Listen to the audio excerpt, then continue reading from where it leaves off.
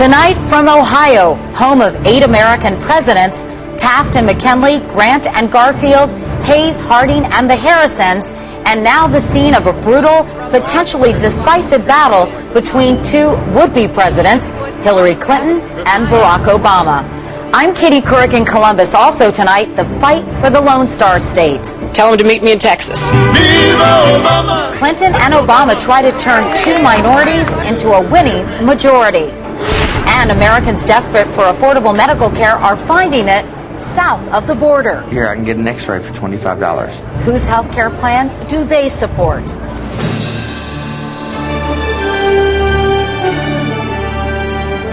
This is the CBS Evening News with Katie Couric reporting tonight from Columbus, Ohio. And good evening, everyone. When Garfield, McKinley, and Harding campaigned for the presidency here in Ohio, they did it from the front porches of their own homes. But how times have changed. Hillary Clinton and Barack Obama are in the middle of a 3-day, 13-city campaign marathon through 2 states that tomorrow could very well decide the Democratic nomination. Here in Ohio, the latest polling gives Clinton a 4-point lead over Obama. She desperately needs a victory to stop Obama's winning streak. He has the lead in Texas, the other big delegate prize tomorrow, but just barely. We have a team of correspondents covering this fight to the finish. First, Jim Axelrod in Austin. And Jim, we've heard so much about how important it is for Hillary Clinton to win both Ohio and Texas. Even her husband has called them must-wins. Is the Clinton campaign prepared to go forward no matter what happens? Well, Katie, the Clinton camp says that Hillary Clinton has taken Barack Obama's best shot and that she's actually started to turn the tide. While some of Hillary Clinton's most famous friends have pulled out all the stops for her. Who do you trust? That's Jack Nicholson in an internet ad. It's another ad in Texas giving the Clinton campaign hope. It's 3 a.m. and your children are safe and asleep. But there's a phone in the White House and it's ringing. Senior Clinton aides say this spot has stopped Obama's progress, especially with men. It's 3 a.m. and your children are safe and asleep. Who do you want answering the phone? While the ad could keep her war vote alive as an issue, which would hurt her with liberals in Texas, Clinton doesn't sound like tomorrow is her last day. And I believe that we're going to do well tomorrow, and I believe that that's going to be a very significant message to the country. And then we move on to Pennsylvania and the states still ahead. So I'm just getting warmed up. But the big question is, what if she wins only Ohio or Texas, but not both? Will she continue? One senior Clinton aide told me today, only Hillary Clinton knows for sure, and she's not saying. Katie? All right, Jim Axelrod, thanks very much. Now to the Obama campaign. The senator focused his attention today on trying to win Texas. Dean Reynolds is there, and Dean, Obama is out to prove something in the Lone Star State, isn't he? That's right, Katie. He came back to Texas because the race here is close and because victory would put to rest the Clinton argument that he can't win the big ones. The question is no longer, is it a big enough state or is it a state with too many black people? We've won states and we've won delegates. Because despite Clinton victories in states including California, New York, or New Jersey, the Obama campaign refers to what it calls the cold, hard reality of the delegate math that makes a Clinton comeback increasingly difficult. Today in San Antonio, the flag-draped setting before an audience of veterans cast Obama in a role his aides hope is increasingly plausible, that of commander-in-chief, answering another charge that he lacks the experience to be an effective president. When I'm president, we will not leave any of our veterans behind. Obama was asked about the fraud trial that opened today in Chicago of a former fundraiser of his. The Clinton campaign has accused him of being less than forthcoming about his relationship with the man, Tony Rezko. But Obama disputed the idea that he is somehow politically vulnerable for or tied to the actions of someone else. There has been no allegations that I did anything wrong. There have been no allegations that I in any way betrayed the public trust. There have been no allegations that I did him favors. Regardless of what is happening in Chicago, though, Obama remains ahead among delegates, and his aides are confident that whatever happens tomorrow, he'll still be ahead. Katie? Dean Reynolds reporting from San Antonio tonight. John McCain is also campaigning in Texas tonight. He could clinch the Republican nomination by sweeping tomorrow's primaries. 256 GOP delegates are up for grabs in Texas, Ohio, Vermont, and Rhode Island. He needs 241. Looking ahead to the fall, McCain took aim today at both Clinton and Obama on national security. Alluding to their recent ads, he insisted he is the most qualified to answer the White House phone at 3 a.m. For the Democrats, Texas is the biggest delegate prize tomorrow. There are 193 up for grabs in the primaries and caucuses. They have both in what's being called the Texas two-step. No one knows more about Texas politics than a Texan named Bob Schieffer. Howdy, Bob. Good evening, Miss Katie. You know, the thing to remember about Texas is that it's been a long time since it was just cowboys and 10-gallon hats. My hometown, Fort Worth, is still where the West begins, but the daily cattle drive is just for tourists these days. Most of the 23 million Texans live in cities now. Of America's 10 largest cities, 3 are in Texas: Houston, San Antonio, and Dallas. Big is still the operative word in Texas, and campaigning in Texas means covering a lot of miles. It's farther from El Paso to Texarkana than it is from Texarkana to Chicago. Brownsville in South Texas is closer to Guatemala than the tip of the Texas Panhandle. The Texas economy is so huge, everything from manufacturing to computers and agriculture, that if Texas were a nation, its economy would be the 14th largest in the world, ahead of such nations as Australia, Turkey, and Argentina. And Texas is as diverse as it is big. More than a third of the population is Hispanic, 12% African American. How those key voting blocks go will determine who wins Texas.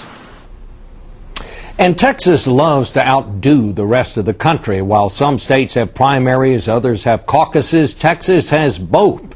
So Texans can vote twice if they choose, once in the primary and once in their local caucus. That's very much like it was in the old days when voters were encouraged to vote early and vote often, Katie.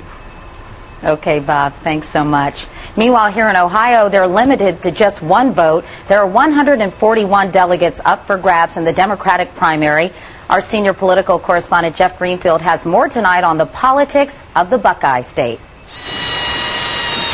This is the typical image of the Ohio Democrat, a blue-collar unionized worker worried about his job. But in reality, Ohio's Democratic Party is more complex. It does have some wealthy people. It does have some professionals. It does have people who are in other economic backgrounds. Moreover, says Ohio State political science professor Herb Asher, Democrats are deeply divided by geography. Clinton is strong in southeastern, more rural Ohio. Obama stronger in and around Columbus, with its large student population and upscale Democrats. Cleveland is a battleground, with blue-collar whites and African Americans. Distressed manufacturing centers like Toledo and Akron should be strong Clinton areas. But, says Columbus Dispatch writer Joe Hallett, her appeal has been blunted some by memories of her husband's strong support for the NAFTA trade deal. Voters still remember Bill Clinton, and union voters in particular are not happy with Bill Clinton to this day. But perhaps the key to this primary is that it is wide open. While core Democrats will likely go for Clinton, independents and Republicans can also vote. And we know that probably they'll go for Barack Obama by 3-2, 2-1, or whatever. I think it'll be the intensity of the independents, just how many of them get out for Obama, because I do believe that Clinton will win the majority of Democrats. So it's all going to turn on turnout. And given the predictions of really bad weather tomorrow night, figuring turnout and thus making predictions is a fool's game. And, Katie, it is one I am not about to play. And it's beautiful here tonight. It's warm as can be. All right, Jeff Greenfield. Jeff, thanks so much. As Bob Schieffer told us just a minute ago, in the all-important Texas Democratic primary, minorities hold the key. 36% of the population is Hispanic, 12% African American. Tomorrow is likely to be the first time in Texas that minorities make up a majority of the voters. Tell them to meet me in Texas. We're ready. It's turned into a high-stakes game of Texas Hold'em or Fold'em. Muchas gracias. And the state's two largest minorities are holding all the cards. The reality is she's only winning about 6 of 10. Hispanic votes, where he's winning 8 of 10 or 9 of 10 African American votes, and that math is not good for her in terms of being able to win either the popular vote or the delegate. Barack Obama is making inroads with Hispanic voters here, particularly younger ones, and there's evidence a generation gap has emerged. I'm supporting Barack Obama. Both my mom and my grandmother support Hillary Clinton, and it's kind of a little bit of tension in the family right now. It's a familiar theme playing out around kitchen tables and cafes. There is a lot at stake. You know, the next president, we both believe wholeheartedly in our candidate. Like father, like son doesn't apply to 62-year-old state senator Eddie Lucio and his 29-year-old son, state representative Eddie Lucio III. I'm supporting Senator Hillary Clinton to be our next president. And Representative Lucio, son of Senator Lucio, who are you supporting? Senator Barack Obama. You never want to send him to his room? I don't live there anymore.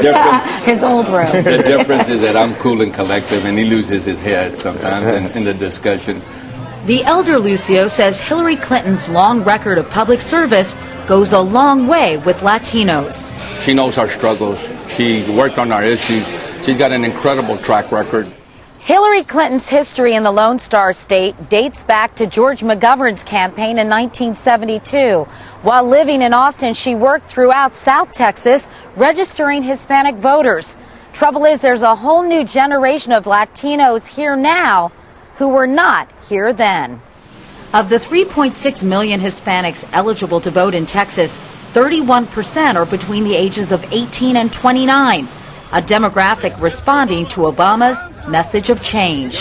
What I want to focus on is the fact that from this point forward, we need to not only look at a policy president, but a symbolic president, a symbol for America, a symbol here at home and abroad. And he can really unite and help heal a lot of the wounds that we felt in between our races and cultures. And while the generational divide looms large in Texas, both Lucios say the so-called black-brown divide between African Americans and Hispanics is yesterday's news. We know that working together we can accomplish more, and I think we're at a time where we are capable of supporting a person regardless of their sex, regardless of their religion, and regardless of their race. Houston Congresswoman Sheila Jackson Lee agrees. That's why she's defying many of her African American constituents. Hillary Rodham Clinton! You represent a district in Houston that is approximately 38% African American, but you have endorsed and continue to support Hillary Clinton. Why? What I see in Hillary is history. And yes, I'm an African American woman, and I frankly celebrate Senator Obama and Michelle Obama. I celebrate them. But there's something about the touch, the sensitivity of a woman who pauses for a moment to determine what should be our next step.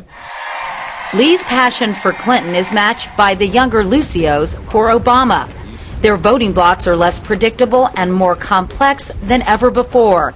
But they and the elder Lucio are optimistic that both groups will coalesce with a single-mindedness that will put a Democrat back in the White House. I hope that at the end we can all come back together and join forces to be able to get behind the candidate that will make America even greater than it is today.